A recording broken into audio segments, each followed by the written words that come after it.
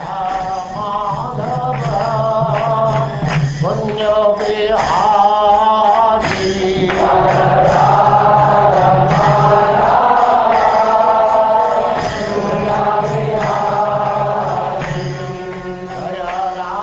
now Chapter 8, Manifestation of Brahma from Garbhodakasayi Visnu. Done.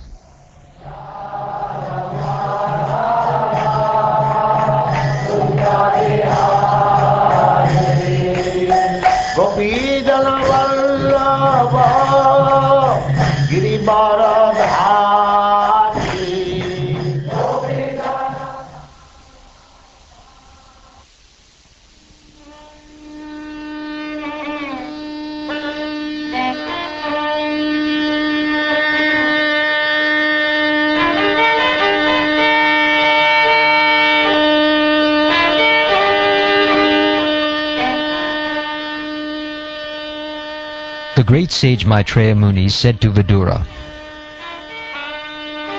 "The royal dynasty of King Puru is worthy to serve the pure devotees, because all the descendants of that family are devoted to the personality of Godhead.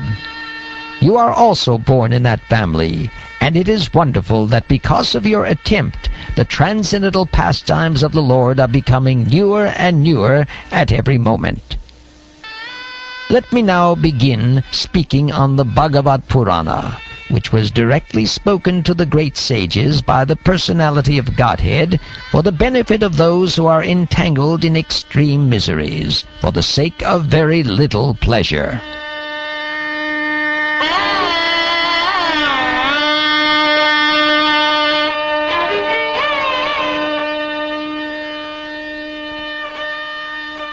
Some time ago, being inquisitive to know, Sanat Kumara, the chief of the boy saints, accompanied by other great sages, inquired exactly like you about the truths regarding Vasudeva, the Supreme, from Lord Sankarshan, who is seated at the bottom of the universe.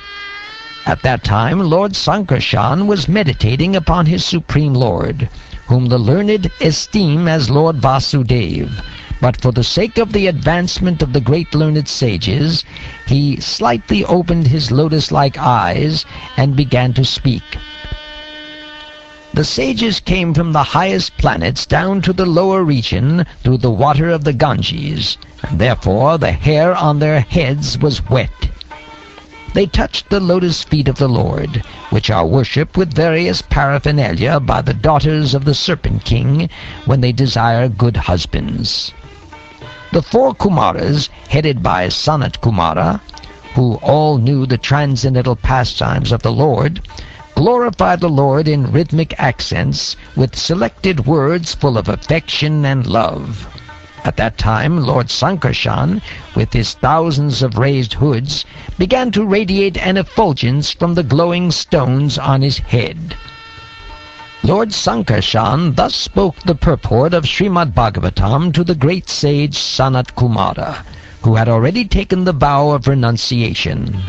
Sanat Kumara also, in his turn, when inquired of by Sankyayana Muni, explained Srimad Bhagavatam as he had heard it from Sankarshan.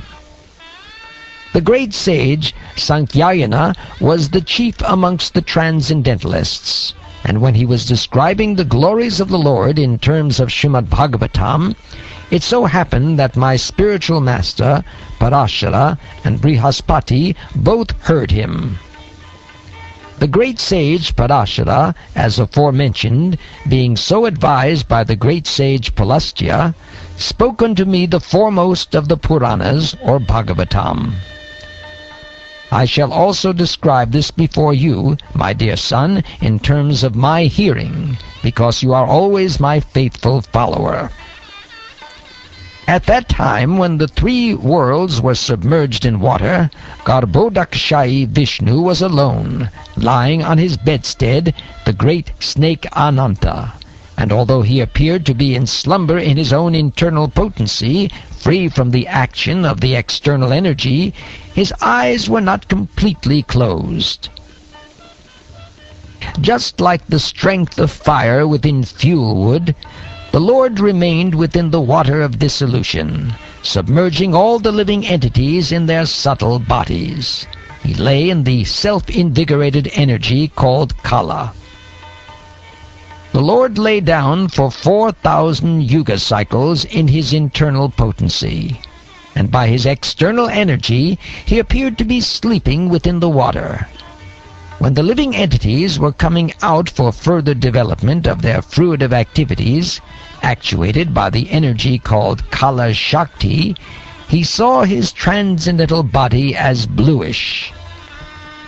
The subtle subject matter of creation on which the Lord's attention was fixed was agitated by the material mode of passion, and thus the subtle form of creation pierced through his abdomen. Piercing through, this sum-total form of the fruitive activity of the living entities took the shape of the bud of a lotus flower, generated from the personality of Vishnu. And by his supreme will, it illuminated everything, like the sun, and dried up the vast waters of devastation. Into that universal lotus flower, Lord Vishnu personally entered as the Supersoul. And when it was thus impregnated with all the modes of material nature, the personality of Vedic wisdom, whom we call the Self-Born, was generated. Brahma, born out of the lotus flower, could not see the world, although he was situated in the whirl. He therefore circumambulated all of space, and while moving his eyes in all directions, he achieved 4 heads in terms of the 4 directions. Lord Brahma, situated in that lotus, could not perfectly understand the creation, the lotus, or himself. At the end of the millennium, the air of devastation began to move the water and the lotus in great circular waves. Lord Brahma, in his ignorance, contemplated, "Who am I that am situated on the top of this lotus? Wherefrom has it sprouted? There must be something downwards, and that from which this lotus has grown must be within the water." Lord Brahma, thus contemplating, entered the water through the channel of the stem of the lotus. But in spite of entering the stem and going nearer to the navel of Vishnu, he could not trace out the root.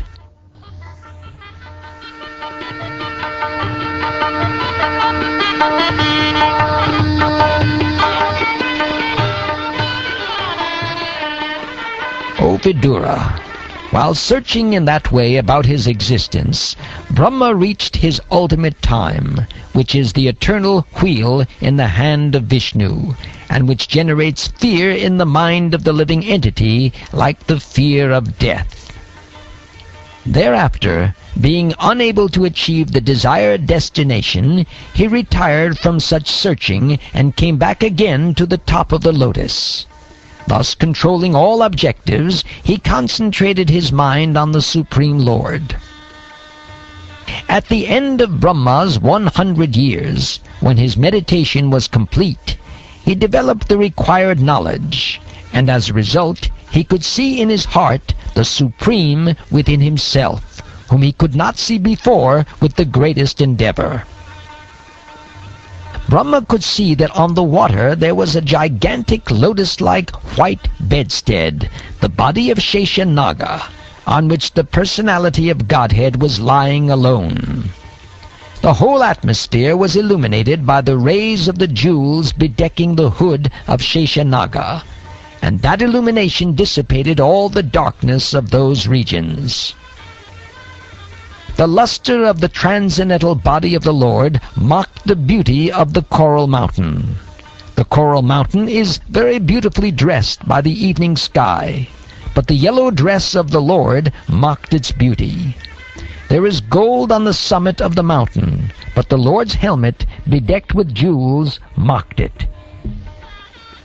The mountain's waterfalls, herbs, etc., with the panorama of flowers, seem like garlands, but the Lord's gigantic body and his hands and legs, decorated with jewels, pearls, tulsi leaves, and flower garlands, mocked the scene on the mountain. His transcendental body, unlimited in length and breadth, occupied the three planetary systems, upper, middle, and lower. His body was self-illuminated by unparalleled dress and variegatedness, and was properly ornamented. The Lord showed his lotus feet by raising them. His lotus feet are the source of all awards achieved by devotional service, free from material contamination. Such awards are for those who worship him in pure devotion.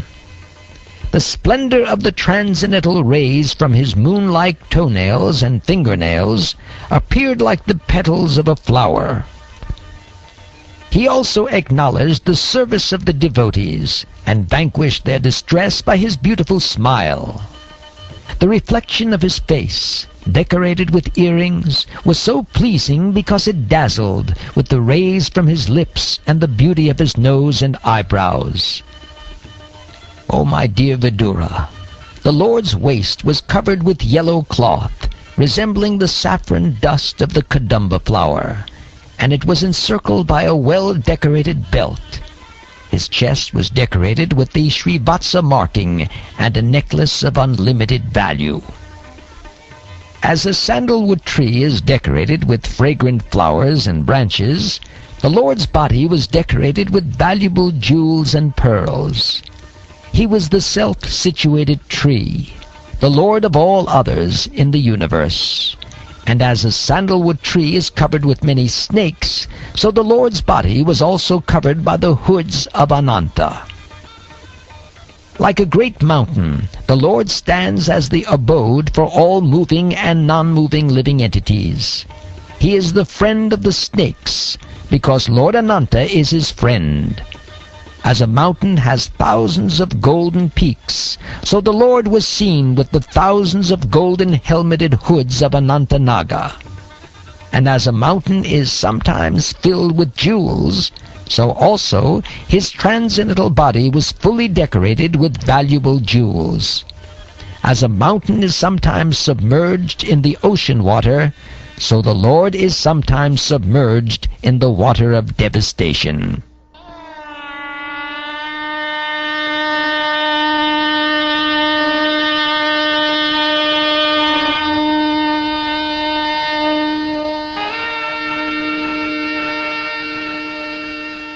Lord Brahma, thus looking upon the Lord in the shape of a mountain, concluded that he was Hari, the personality of Godhead. He saw that the garland of flowers on his chest glorified him with Vedic wisdom in sweet songs, and looked very beautiful. He was protected by the Sudarshan wheel for fighting, and even the sun, moon, air, fire, etc. could not have access to him. When Lord Brahma, the maker of the universal destination, thus saw the Lord, he simultaneously glanced over creation. Lord Brahma saw the lake in Lord Vishnu's navel, and the lotus flower, as well as the devastating water, the drying air, and the sky. All became visible to him. Lord Brahma, thus being surcharged with the mode of passion, became inclined to create, and after seeing the 5 causes of creation indicated by the personality of Godhead, he began to offer his respectful prayers on the path of the creative mentality.